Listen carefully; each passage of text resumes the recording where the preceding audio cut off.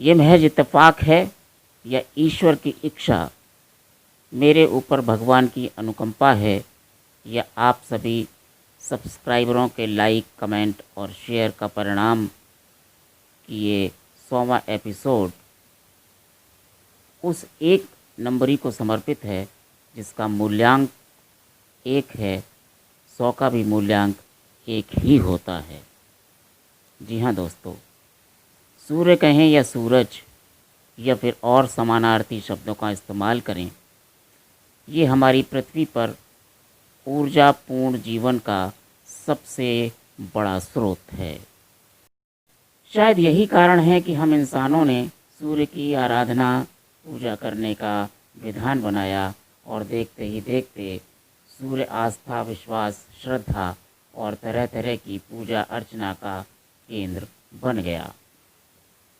सूर्य का सबसे बड़ा पर्व है छठ पूजा। तरह तरह की रोचक कहानियाँ जोड़ दी गईं इस उत्सव के साथ, लेकिन सबसे हैरान करने वाली बात यह है कि हमारे धर्मशास्त्रों में जितने भी व्रत, उपवास, पूजा पाठ या अन्य विधि विधान मिलते हैं, उनमें सबसे अधिक कठिन है छठ पूजा का व्रत या छठ पूजा का उपवास। कार्तिक शुक्ल पक्ष की षष्ठी को मनाया जाने वाला एक महत्वपूर्ण पर्व है। सूर्य उपासना का यह अनुपम लोक पर्व मुख्य रूप से पूर्वी भारत के बिहार, झारखंड, पूर्वी उत्तर प्रदेश और नेपाल के तराई क्षेत्रों के साथ साथ आज संपूर्ण देश में मनाया जाता है। पहले दिन कार्तिक शुक्ल की चतुर्थी को नहाया खाया के रूप में पहला पर्व शुरू होता है। सबसे पहले घर की साफ़ सफाई करके उसे पवित्र किया जाता है। उसके बाद जो छठ का व्रत रखता है या रखती है, वह नहा धोकर शुद्ध शाकाहारी भोजन ग्रहण करके व्रत की शुरुआत करते हैं। घर के सभी सदस्य व्रती के भोजन उपरांत के बाद ही भोजन ग्रहण करते हैं। इस भोजन में कद्दू, दाल, चावल आदि ही खाया जाता है और दाल के रूप में चने की दाल इस्तेमाल की जाती है। ये हो गया नहाया खाया। अब आता है खरना। कार्तिक मास की शुक्ल पक्ष की पंचमी को व्रत जो रखता है, जो उपवास रखता है, वो केवल शाम को ही भोजन करता है। इसे खरना भी कहते हैं। खरना का प्रसाद ग्रहण करने के बाद सभी लोग भजन कीर्तन करते हैं और प्रसाद के रूप में गन्ने के रस में बने हुए चावल की खीर, दूध, चावल का पिट्ठा और घी से चुपड़ी हुई रोटी बनाई जाती है। इसमें नमक या चीनी का प्रयोग नहीं किया जाता। उसके बाद अब आता है तीसरा दिन। प्रसाद के रूप में ठेकुआ, जिसे कुछ क्षेत्रों में टिकरी भी कहते हैं, इसके अलावा चावल के लड्डू, जिसे लड्डुआ भी कहा जाता है, वो बनाते हैं, उसका सेवन करते हैं, भगवान को चढ़ाया जाता है। और एक सांचा होता है, सांचा और फल, ये भी छठ के प्रसाद के रूप में शामिल किए जाते हैं। शाम को पूरी तैयारी होती है और बांस की टोकरी में, जिसको आप सूप कहते हैं, उसमें व्रती का परिवार, आस पड़ोस के लोग सामान रखते हैं, जो भी जल के साथ अर्पित किया जाना है, और वो लेकर पहुंच जाते हैं नदी किनारे और वहाँ पर सूप की पूजा की जाती है। और ऐसा एक माहौल वहाँ बन जाता है, मानो लगता है कि मेला लगा हुआ है। अब चौथे दिन यानी कार्तिक मास की शुक्ल पक्ष की सप्तमी को सुबह सूर्य उदय के समय सूर्य को अर्घ्य दिया जाता है, यानी जल अर्पित करते हैं। और इस दिन व्रतधारी है, चाहे वो स्त्री हो चाहे वो पुरुष हो, वो जल में लगभग आधा खड़े होने के बाद काफ़ी देर वो पूजा अर्चना में लगती है, उसमें वो खड़े रहते हैं और उसके बाद सूर्य की पूजा करते हैं और प्रार्थना करते हैं कि हे सूर्यदेव, हमारे सभी संकटों को आप हर लें, हमारे परिवार में सुख समृद्धि हो, और जिनके बेटा नहीं है, जिनके पुत्र नहीं हैं, वो पुत्र की कामना करते हैं। और इस तरह से ये संपन्न होता है छठ का त्यौहार, जो लगभग 4 दिन चलता है, और 4 दिन बहुत ही कठिन और संयम से बिताने होते हैं व्रत रखने वाले को। अब जहाँ तक भारत में सूर्य उपासना का प्रश्न है, तो यह हमें वैदिक काल से मिल जाती है।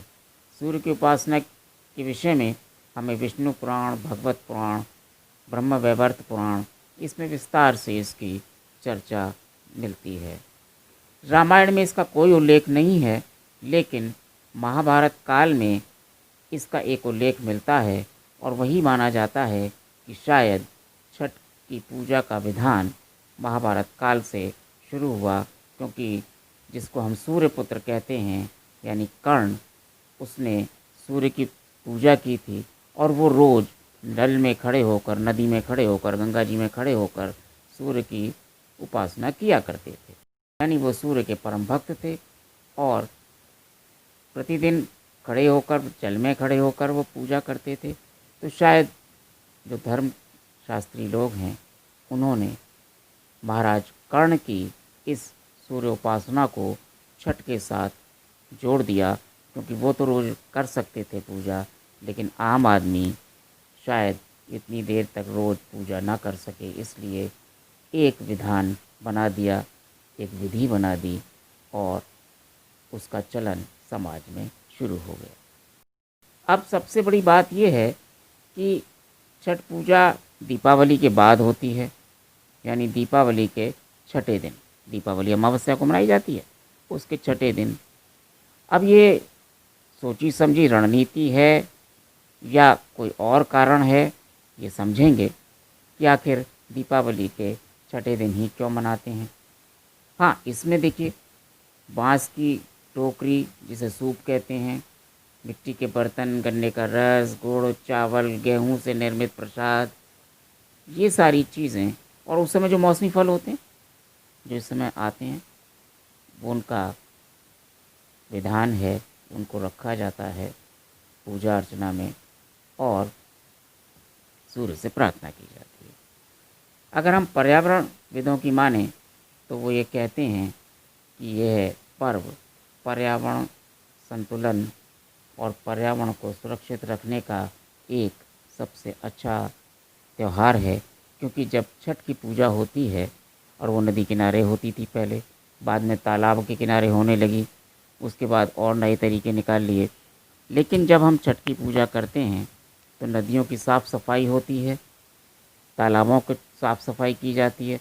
तो एक तरह से ये नदियों को साफ़ करने वाला त्यौहार भी कह सकते हैं कि हर साल हम, अब चूँकि बड़े क्षेत्र में होती है, बड़े इलाके में होती है, तो काफ़ी हद तक करीब करीब माने तो जिस क्षेत्र में ये होती है, वहाँ कोई भी नदी, चाहे वो गंगा हो, यमुना हो, कोई भी नदी हो, छोटी हो, बड़ी हो, छोटे तालाब हों, बड़े तालाब हों, पक्के तालाब हों, कच्चे तालाब हों, उनके आसपास का इलाका साफ़ सुथरा कर दिया जाता है।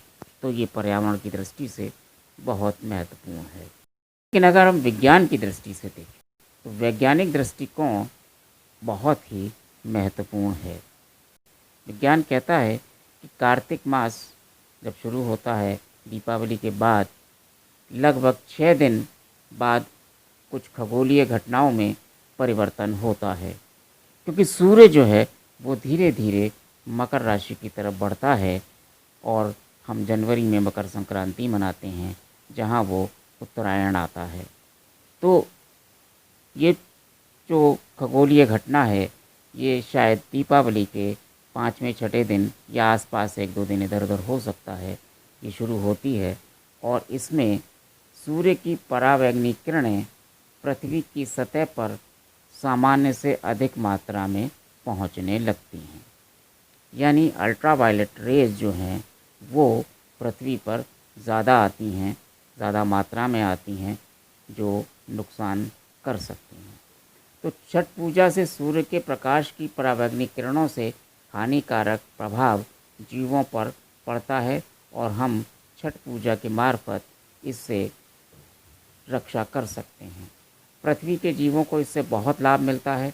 सूर्य के प्रकाश के साथ उसकी पराबैंगनी किरणें भी चंद्रमा और पृथ्वी पर आती हैं। सूर्य का प्रकाश जब पृथ्वी पर पहुंचता है तो वह सबसे पहले वायुमंडल में मिलता है।